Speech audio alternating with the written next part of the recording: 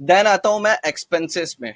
दोस्तों मैंने आपको बताया था कि क्विक बुक्स एक कॉन्सेप्ट में काम करता है कि सोर्सेस ऑफ फंड मतलब पैसा कहाँ से आया, और एप्लीकेशन ऑफ फंड मतलब पैसा कहाँ पे गया, मतलब आउट पैसा इनकमिंग और आउटगोइंग पे काम करता है। अब वो अपने को डिफाइन करना रहता है कि वो इनकमिंग हुआ है, जो सोर्सेस ऑफ फंड जो पैसा आया है वो इनकम है कि वो शेयर होल्डर से आया हुआ है या फिर वो लोन है, वो अपने को डिफाइन करना रहता है। या फिर हम लोग कोई पेमेंट्स करते हैं तो हम लोग किसी वेंडर्स को पेमेंट यानी सप्लायर को पेमेंट्स कर रहे हैं, या फिर हम लोग उसको कोई लोन की पेमेंट्स कर रहे हैं, या हम लोग डिविडेंड दे रहे हैं, वो अपने को डिफाइन करना रहता है टाइप में नॉर्मली। तो इसमें एक्सपेंसेस में भी सेम इसी इसी तरीके से एक वीडियोस उन्होंने बना दिया है दोस्तों। तो वीडियोस भी आप देख के डेफिनेटली अगर आपको कोई डाउट है तो आप वीडियो देख के वो चीज रिजॉल्व कर सकते हैं। बाकी अगर आपने बैंक कनेक्ट किया है तो ऑटोमेटिकली आपको बता देगा वो डेबिट साइड में, तो आप उसमें खाली टाइप डाल देंगे तो वो बैंक से वो लिंक हो जाएगा, आपके एक्सपेंसेस डायरेक्टली हो जाएंगे। अगर आप मैनुअली ऐड करना चाहते हो, जो नॉर्मली लोग करते हैं मैनुअली ऐड करते हैं एक्सपेंसेस, अगर आप मैनुअली ऐड करना चाहते हो तो मैं तो आप पहले आपको रिकमेंड करूंगा कि मैनुअली करो, तो उससे आप और थोड़ा ज्यादा सीख पाएंगे। तो मैनुअली ऐड करेंगे तो यहाँ पे देखिए पे डिटेल्स में आपको पहले ऐड करना पड़ेगा सप्लायर, जो भी जिसको भी आप पेमेंट्स करेंगे तो वो ऐड करना पड़ेगा। यहाँ पे सिर्फ नाम आएगा लेकिन डिटेल्स में सारी डिटेल्स डालना पड़ेगा उसको। तो उसका नाम हो गया, कंपनी का नेम हो गया, डिस्प्ले एज अ नेम, फिर उसके बाद उसका एड्रेस हो गया, एड्रेस डालने के बाद जीएसटी नंबर वगैरह, उसका कोई ओपनिंग बैलेंस है तो आप ओपनिंग बैलेंस डाल सकते हो। फिर पैन नंबर हो गया, कुछ नोट्स डालना है, रजिस्टर्ड है अनरजिस्टर्ड है, कंपनी का अगर अनरजिस्टर है तो कोई नहीं, अगर रजिस्टर आपने डाल देंगे तो आपको जीएसटी नंबर वगैरह डालना पड़ेगा। सारी डिटेल्स आप यहाँ पे डाल दीजिएगा, जैसे नॉर्मली टैली में हम लोग डालते हैं ना, कोई सप्लायर ऐड करते हैं या तो सप्लायर क्रिएट करते हैं, तो हम लोग जैसे उसके सारी डिटेल्स डालते हैं यहाँ पे भी एक बार आपने डाल दिया फिर उसके बाद खत्म, वो ऐड हो जाता है ऑटोमेटिक। फिर उसके बाद पेमेंट अकाउंट टाइप, अब ये आप जो पेमेंट्स कर रहे हैं तो वो क्या हो, किसी सप्लायर की पेमेंट्स कर रहे हो या टैक्स की पेमेंट्स कर रहे हो। जैसे मैंने बताया था ना कि सोर्सेस ऑफ फंड और एप्लीकेशन ऑफ फंड, तो एप्लीकेशन ऑफ फंड मतलब पैसा कहाँ पे जा रहा है, वो कोई लाइबिलिटी की पेमेंट्स कर रहे हो या फिर आप किसी सप्लायर की पेमेंट्स कर रहे हो, तो वो आपको डिफाइन करना है। वो सारी चीज आपको डिफाइन करना है दोस्तों यहाँ पे ऑलरेडी, या तो अपने चार्ट ऑफ अकाउंट में जो क्रिएट करेंगे वो आ जाएगा। ये तो इनकी डिफॉल्ट एंट्रीज आ रही है, जो चार्ट ऑफ अकाउंट पे आप क्रिएट करके रखेंगे वो सारी चीज यहाँ पे आ जाएगी। फिर पेमेंट डेट, जैसे आज आप बना रहे तो आज की जो पेमेंट डेट है तो वो चीज आप ऑटोमेटिक यहाँ पे रिफ्लेक्ट होगी। ये देखने के बाद आपको ये भी पता चल गया रहेगा कि मैं वीडियो कब बना रहा हूँ, मतलब 12 जुलाई 2020 को वीडियो बना रहा हूँ मैं। फिर पेमेंट मेथड, आप उसको कैश में पेमेंट्स करने वाले, चेक में या क्रेडिट कार्ड में। आप बैंक डिटेल्स पे ऐड कर सकते हो, यानी यहाँ पे ऐड कर देंगे तो आप बैंक ऐड कर सकते हो सारी चीज यहाँ पे। फिर जो भी आपको रेफरेंस नंबर डालना है वो आप रेफरेंस नंबर डाल सकते हैं दोस्तों। फिर उसके बाद यहाँ पे नीचे आपको डिटेल्स डालना है जो भी आप पेमेंट्स कर रहे हैं, जैसे कैटेगरी हो गया, आप कौन से कैटेगरीज की पेमेंट्स कर रहे हो। कैटेगरी में जैसे बहुत सारे इनके ऑलरेडी प्री डिफाइंड यानी डिफॉल्ट एक्सपेंसेस इन्होंने बना के रखे, अगर आपका उस एक्सपेंसेस की कैटेगरी में नहीं आ रहा है तो आप यहाँ पे ऐड कर सकते हो। वो जो भी कैटेगरी आप यहाँ पे ऐड कर देंगे, एक बार ऐड कर देंगे उसके बाद आप कभी भी उसको सेलेक्ट कर सकते हैं। फिर डिस्क्रिप्शंस की कौन सी पेमेंट्स हो रही है, उसका अमाउंट क्या है, फिर टैक्स क्या है। जैसे आप यहाँ पे टैक्स रेट आप देख सकते हैं, अगर मैंने यहाँ पे 18% सेलेक्ट किया, 18% आईजीएसटी हो गया। यहाँ पे जो भी सेलेक्ट करता हो आईजीएसटी जीएसटी, इधर पे जीएसटी, अगर मेरा 14% का गुड्स यानी 28% का गुड्स है और मैं महाराष्ट्र में ही उसकी पेमेंट्स कर रहा हूँ तो मेरे को जीएसटी सेलेक्ट करना पड़ेगा। अगर महाराष्ट्र के बाहर मैं उसको सेल कर रहा हूँ, क्योंकि मैंने कंपनी क्रिएट किया हो दोस्तों, जो कंपनी क्रिएट किया वो कंपनी मेरी महाराष्ट्र की, इसलिए मैं महाराष्ट्र यूज कर रहा हूँ। अगर मेरे को महाराष्ट्र के बाहर पेमेंट्स कर रहा हूँ तो मेरे को आईजीएसटी लगेगा, तो आईजीएसटी उसके अकॉर्डिंगली मेरे को सेलेक्ट करना पड़ेगा सारी चीजें। इसमें सबसे बेस्ट चीज ये है कि अगर आप कोई एग्जेम्प्टेड गुड्स की पेमेंट्स कर रहे हो तो वो भी आप सेलेक्ट कर सकते हो, मतलब फुल्ली इंटीग्रेटेड विद जीएसटी दोस्तों। सारी चीज इसमें मैंने आपको बताया फुल्ली इंटीग्रेटेड विद जीएसटी। यहाँ से आप रिटर्न्स फाइल भी कर सकते हो, वो कैसे करेंगे अब मैं आपको आगे बता दूंगा। तो सारी चीज करने के बाद उसके बाद अगर आपको कुछ नोट्स डालना है वो आप नोट्स वगैरह डाल सकते हो। आपको जो भी इनवॉइस की पेमेंट्स करना है आप यहाँ पे उसको अटैचमेंट आपको अटैच करके रख सकते हो दोस्तों। तो इन केस क्या है कि अगर आपसे कभी फिजिकल कॉपी मिस हो गई तो आप क्विक बुक से भी वो चीज डाउनलोड कर सकते हो फ्यूचर में। तो होप आपको सारी चीजें समझ में आ गई होगी दोस्तों एक्सपेंस से रिलेटेड। एक्सपेंसेस इसमें एक ही नहीं होते, जैसे बहुत सारी आप लोन की भी पेमेंट्स कर रहे हो तो सारी चीज आपको एक्सपेंस में दिखाना है, बस आपको टाइप अलग कर देना है। क्योंकि लोन जो है वो लायबिलिटी और normal direct expense indirect expense है वो पीएनएल का पार्ट होते हैं। तो डेफिनेटली आप टाइप यहाँ से चेंज कर सकते हैं। जैसे मैं आपको बताया था ना, पेमेंट अकाउंट टाइप, आप कोई लायबिलिटी की पेमेंट्स कर रहे हो तो वो यहाँ पे आएगा।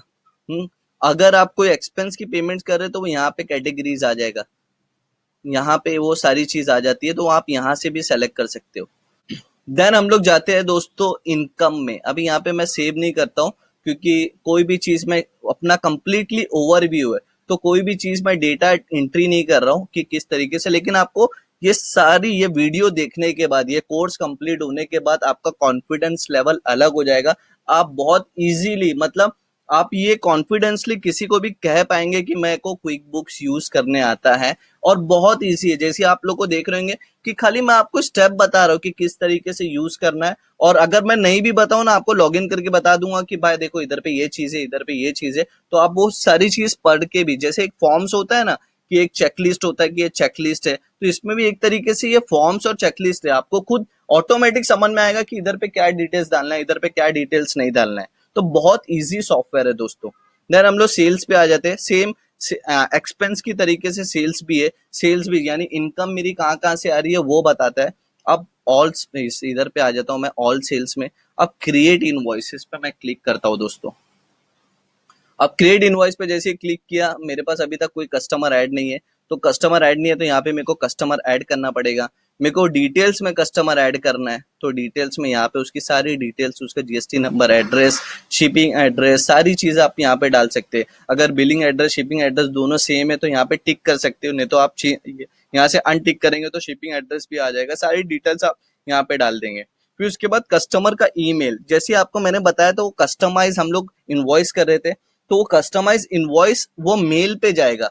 अब वो मेल पे किसके जाएगा, जहां पे आप ये कस्टमर का ईमेल आईडी डालेंगे ना, वो ईमेल आईडी पे मेल जाएगा दोस्तों। तो आप कस्टमर का ईमेल यहाँ पे जैसे ही डालेंगे और पूरा इनवॉइस जैसे ही क्रिएट हो जाता है, यहाँ पे सेव एंड सेंड कर देंगे तो ऑटोमेटिक वो इनवॉइसेस कस्टमर को भी चले जाएगा। अब ये इधर पे बिल एड्रेस, जैसे आप कस्टमर का ऐड किया ना तो इधर पे ऑटोमेटिक डिटेल्स आ जाएगी। फिर उसके बाद आपका ड्यू कब होता है, नेट 30 डेज में, 50 डेज में, इनवॉइस 60 डेज में, उसके अकॉर्डिंगली आप डाल सकते हो। अगर आपका इसमें से कुछ भी नहीं है तो आप उसके बाद ऐड भी कर सकते हो कि ड्यू ऑन रिसिप्ट है, वो सारी चीज ऐड कर सकते हैं। इनवॉइस डेट, जो आज आपकी डेट है, जो डेट पे आप इनवॉइस बना रहे या तो उससे पहले की डेट आप कभी भी डाल सकते हैं। फिर ड्यू डेट्स इसके अकॉर्डिंगली ले लेगा कि आपका 30 डेज का है तो 30 डेज की ड्यू डेट्स ले लेगा। फिर इनवॉइस नंबर आपको डालना है, आप अपने अकॉर्डिंगली जो भी इनवॉइस नंबर है वो डाल सकते हैं। फिर यहाँ पे आपको प्रोडक्ट की डिटेल्स डालना है कि आप कौन सा प्रोडक्ट एंड सर्विसेज सेल कर रहे हो। अगर यहाँ पे नहीं, अगर कुछ डिटेल्स आपको ऐड करना है, प्रोडक्ट एंड सर्विसेज ऐड करना है, तो यहाँ पे इजीली आप ऐड पे क्लिक करके आपका प्रोडक्ट है, इन्वेंट्री है, सर्विसेज है, तो वो आप सारी चीजें डाल सकते हो। फिर उसके उसके बाद उसका जो भी HSN कोड होगा वो आप डाल देंगे। वैसे अगर आपने यहाँ पे सर्विसेज क्लिक किया है या प्रोडक्ट क्लिक किया तो वहां पे ऑटोमेटिक वो सर्विस आ जाता है। सर्विस कौन सी सर्विस प्रोवाइड कर रहे हैं, जैसे मैं आपको एक बताता हूँ। यहाँ पे नेम डाल दिया, जैसे अकाउंटिंग, अकाउंटिंग हो गया। फिर अकाउंट, अगर सर्विसेज है ना तो सैक कोड आता है, तो अकाउंटिंग सर्विसेज के लिए कौन सा रहेगा मैं अभी आपको बता। जैसे यहाँ पे अकाउंटिंग, देखिए maintenance accounting, legal and accounting services, तो यहाँ पे ऑटोमेटिक मेरा सैक कोड आ गया। तो होप आपको समझ में आ गया रहेगा। सेव कर देंगे तो ऑटोमेटिक यहाँ पे सेव हो जाएगा। फिर डिस्क्रिप्शन आपको डालना है, जो भी आप अकाउंटिंग सर्विसेज या कोई प्रोडक्ट सेल कर रहे हो, उसका रेट क्या है, उसकी क्वांटिटी कितना है, रेट क्या है, अमाउंट क्या है, और उसके ऊपर टैक्स कितना लग रहा है। टैक्स जो भी लग रहा है वो आपको डालना पड़ जाएगा दोस्तों, जो भी चीज है। हाँ, अब ये होने के बाद आपको कुछ भी मैसेज वगैरह टाइप करके रखना है कि ये पेमेंट इसके, यानी जैसे आप नरेशंस नहीं डालते दोस्तों टैली में, वो आप मैसेज यहाँ पे डाल सकते हो। फिर यहाँ पे सेव एंड सेंड करेंगे तो ऑटोमेटिकली वो सेंड हो जाएगा और वो इनवॉइस आपकी सेव हो जाएगी। तो जैसे ही सेव हो जाएगी तो यहाँ पे आपको ऑल इनवॉइसेस में वो दिखने लग जाएगा। फिर उसके बाद इनवॉइस में जाएंगे तो इनवॉइस डिटेल्स, फिर आपने जो कस्टमर ऐड किए रहेंगे उसकी डिटेल्स यहाँ पे दिखने लग जाएगी, जो प्रोडक्ट ऐड किए रहेंगे वो आपको यहाँ पे दिखने लग जाएगा सारी चीज। तो होप आपको ये भी चीज समझ में आ गई होगी किस तरीके से हम लोग सेल्स इनवॉइस क्रिएट कर सकते हैं दोस्तों। अब वो पेमेंट्स अपने को रिसीव्ड होएगा तो बैंक से हम लोग रिकंसिलेशन कर देंगे कि ये कस्टमर के अगेंस्ट में पेमेंट्स हुआ। जैसे आप डेटा, हाँ, बैंक स्टेटमेंट अपलोड करेंगे तो आपको कोई भी क्रेडिट अमाउंट रहेगा तो आप उसके कस्टमर के अकॉर्डिंगली डाल सकते हैं और उसके अकॉर्डिंगली टैक्स भी डाल सकते हैं। अगर किसी का टीडीएस का डिडक्शन है तो उसके अकॉर्डिंगली टैक्स भी आप डाल सकते हो, उसके अकॉर्डिंगली आपको एंट्री पास करना पड़ेगा दोस्तों। फिर मैं आता हूँ एम्प्लॉयज में, ये सबसे बेस्ट पार्ट है दोस्तों। आप अपना पेरोल भी अकाउंटिंग, क्विक बुक्स अकाउंटिंग से मैनेज कर सकते हैं पेरोल, कि आपके कितने एम्प्लॉयज है और उनको कितनी पेमेंट्स कर रहे हैं, सारी चीज आप यहाँ से भी मैनेज कर सकते हैं। तो एम्प्लॉय की डिटेल्स आपको नॉर्मली ऐड करना है, तो एम्प्लॉय की डिटेल्स हो गया उसका, वो कहाँ पे रहता है, फिर उसका ईमेल आईडी, आईडी नंबर्स हो गया, डेट ऑफ बर्थ, सारी चीज आपको यहाँ पे ऐड करना है एम्प्लॉयज के। तो एक बार ऐड कर देंगे, फिर पेमेंट्स में आपको बताना पड़ेगा, जब आप पेमेंट्स करेंगे ना, एक्सपेंस में जाके या बैंक में जाके पेमेंट्स करेंगे, तो पेमेंट्स में आपको बताना पड़ेगा कि कौन से एम्प्लॉयज के। अगर आपने सारे एम्प्लॉयज ऐड कर दिए तो खाली आपको जस्ट वो एम्प्लॉय का नाम डालना पड़ेगा कि ये एम्प्लॉयज को पेमेंट्स हुई है। तो यहाँ से आपका पेरोल भी मैनेज हो सकता है।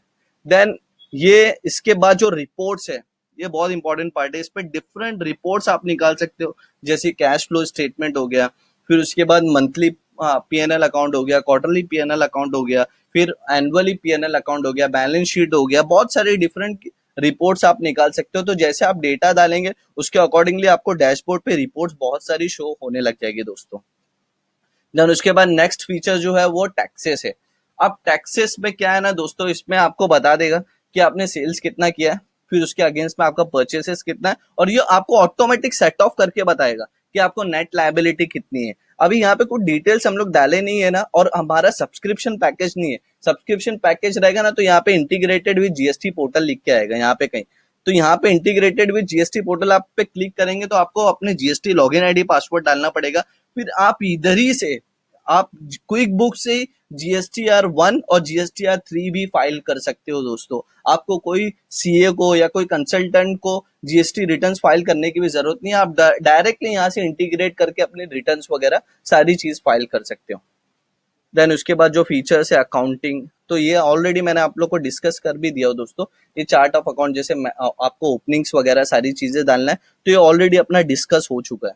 देन माय अकाउंट्स में हम लोग आते हैं। तो माय अकाउंट्स में दोस्तों अगर आप अपने अकाउंटिंग सर्विसेज आउटसोर्स करना चाहते हैं क्विक बुक्स के पार्टनर्स के साथ, तो यहाँ पे आपको इनविटेशंस भेजना है क्विक बुक पार्टनर्स को। इनविटेशंस कैसे भेजना है वो आप अपने हेल्प डेस्क से क्विक बुक्स से बात करके, उनके कस्टमर एग्जीक्यूटिव से बात करके आप पूछ सकते हैं कि किस तरीके से इनवाइट करना है आपके बिजनेस पार्टनर को, जो अकाउंटिंग सर्विसेज प्रोवाइड करते हैं क्विक बुक्स के बिजनेस पार्टनर। तो वो आप पूरा कंप्लीटली उनको आउटसोर्स कर सकते हैं अकाउंटिंग सर्विसेज। तो होप मैंने सारी चीजें कवर कर लिया है दोस्तों। क्विक बुक्स में सब कुछ ओवरव्यू में आपको बता दिया, ईच एंड एवरी फीचर्स, कि आपको कैसे कंपनी अपनी क्रिएट करना है, कैसे बैंकिंग मैनेज करना है, एक्सपेंस मैनेज करना है, सेल्स इनवॉइस जनरेट करना है, एम्प्लॉय मैनेज करना है, आप रिपोर्ट कैसे निकाल सकते हैं, आप टैक्सेस किस तरीके से फाइल कर सकते हैं। तो दोस्तों ये सारी चीज का मैंने ओवरव्यू दिया। तो आप जितनी प्रैक्टिस करेंगे, practice makes a man perfect and women also. तो आप जितनी प्रैक्टिस करेंगे उतना और ज्यादा आपकी एफिशिएंसी लेवल क्विक बुक्स में बढ़ जाएगी। प्लस आपको कोई भी डिफिकल्टीज होती है तो आप हेल्प सेंटर में क्विक बुक से बात कर सकते हैं, लाइव चैट कर सकते हैं, वो आपको डेफिनेटली हेल्प बहुत फास्ट, मतलब बहुत ज्यादा इनकी फ्रीक्वेंसी फास्ट रहती है। डेफिनेटली आपको इमीडिएटली 10 से 15 मिनट के अंदर आपको कॉल करके आपकी प्रॉब्लम रिजॉल्व करेंगे। मेरा बहुत अच्छा एक्सपीरियंस रहा है क्विक बुक्स के साथ, मैंने क्विक बुक्स में बहुत काम किया है। और मैं जैसे ही बताया आपको दोस्तों कि आने वाला फ्यूचर यही है। मतलब आप ये मत सोचिएगा कि आपको टैली आता है तो आप अकाउंटेंट हो गए। तो टैली जरूरी नहीं है, जिसको टैली आता है वो क्विक बुक बहुत इजी यूज कर सकता है दोस्तों। उसके लिए तो कुछ अकाउंटिंग मेथड्स वगैरह भी आपको यूज नहीं करना है कि डेबिट क्या करना पड़ेगा, क्रेडिट क्या करना पड़ेगा, इसमें कोई अकाउंटिंग मेथड यूज नहीं करना है। नॉर्मली आप एक नॉर्मली एक बिजनेस रन भी कर रहे हो छोटे मोटे लेवल पे, आप किसी अकाउंटेंट को हायर नहीं कर सकते हो, तो आप क्विक बुक यूज करके अपने इनकम और एक्सपेंसेस मैनेज कर सकते हो, जो आप मोबाइल से भी कर सकते हो दोस्तों। ऐसा नहीं है कि अगर आप जैसी मार्केट में जाते हो तो मार्केट में इनवॉइसेस के एप्लीकेशन, इनवॉइस एप्लीकेशन 1500-2000 का मिलता है। इसमें पूरा अकाउंटिंग एप्लीकेशन आपको 3 से 4 हजार रुपए में मिल जाएगा एनुअल सब्सक्रिप्शन में। क्विक बुक्स एक बार परचेस किया था, 90% डिस्काउंट से परचेस किया था, जो मेरे को 500 रुपए में पूरा एनुअल सब्सक्रिप्शन मिला था। तो बहुत सारे ऐसे सब्सक्रिप्शन मिलते हैं। और बहुत सारे लोगों का ये भी डाउट है कि क्विक बुक्स जैसे मैं महाराष्ट्र स्टेट के लिए लिया तो मैं डिफरेंट स्टेट के लिए काम नहीं कर सकता। तो ऐसा बिल्कुल नहीं है। आप एक क्विक बुक्स लॉगिन से जितनी भी स्टेट पे आपकी, जितने भी स्टेट में आपकी कंपनी है, सारे स्टेट की आप कंपनी मैनेज कर सकते हो दोस्तों। वो कैसे कर सकते हो वो मैं बता दूं, जैसे आपको बहुत इजीली यहाँ बता देता हूँ। जैसे ये अकाउंट्स एंड सेटिंग में आपको बस क्या करना है दोस्तों, इधर पे जो इन्फॉर्मेशन होती है ना, कॉन्टेक्ट इन्फॉर्मेशन, यहाँ पे महाराष्ट्र हटा के वो स्टेट डाल देना है, उसकी स्टेट की डिटेल्स डाल देना, वो स्टेट का आपको जीएसटी नंबर डाल देना है। तो जैसे ही आप वो डाल देंगे तो सारी चीजें चेंज होके वो स्टेट के अकॉर्डिंगली हो जाएगी। तो जैसे ही आपको मैनेज करना है, एक ही लॉगिन से कर सकते हो, वो आपकी डिपेंड करता है कि आप किस तरीके से वो मैनेज कर रहे हो, किस तरीके से आप काम कर रहे हो, वो सारी चीजें उस पर डिपेंड करता है। और रेगुलर आप काम करेंगे तो आपको और भी बहुत सारी चीजें इस पे मिलती रहेगी। बहुत सारे ये अपडेट्स करते रहते हैं अपने सॉफ्टवेयर में कि नए नए अपडेट्स आते हैं, तो नए नए अपडेट्स भी आपको जैसे आएंगे ये ईमेल्स कर देते हैं आप लोग को कि, और उसका वीडियो भी बना के ये लोग ईमेल्स कर देते हैं। तो यहाँ पे मैंने सारी चीज कवर किया। होप आपको ये मेरा कोर्स पसंद आया होगा दोस्तों। मैं आप लोग से एक रिक्वेस्ट करना चाहता हूँ खत्म करने से पहले दोस्तों, कि आप अपने फीडबैक, जेन्युइन फीडबैक मुझे चाहिए। जो भी आपका फीडबैक है, अच्छा लगा बुरा लगा जो भी है दोस्तों, आप फीडबैक जरूर देके जाइएगा, इतना मेरा रिक्वेस्ट है। तो मिलते हैं नेक्स्ट कोर्स में दोस्तों, बाय, टेक केयर।